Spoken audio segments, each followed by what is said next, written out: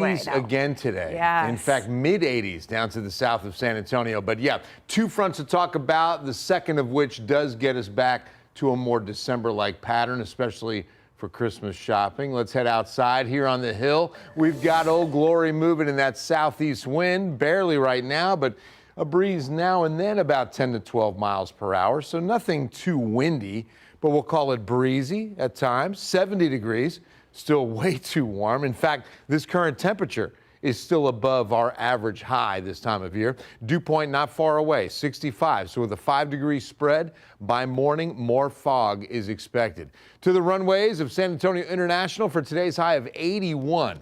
And again, we should have stopped at 66, which was 5 degrees below our morning low. So already over it early this morning, and only 3 away from a record. And look how old it is, from 1894. 84 stays in place. So overnight, here's what happens. We'll go partly to mostly cloudy through 2 a.m., but by 3 in the morning, 4 in the morning for sure, fog rolls back in. And I would say by maybe 5, 6, or 7 a.m., we're going to start seeing a little bit of light drizzle with that fog. Nothing too widespread, but it is expected. Visibility doesn't look too bad. Now, we do see some pretty good fog developing southeast if you're going to be on, say, 181, 281 south, I-37. Make sure you allow some extra time, even up I-35. Out to the west, it's been every morning for the hill country this week.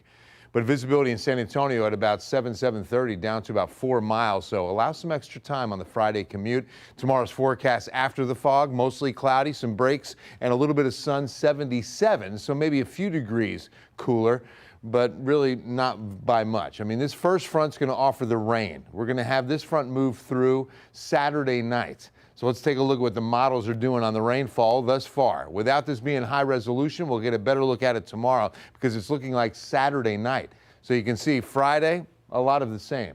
And then by Saturday, mostly cloudy beginning. We stay dry even though the clouds are stubborn all day Saturday. But then here comes the rain. From east to west, it develops at 8 p.m., kind of moving into eastern Bexar County, I-35 corridor, out I-10.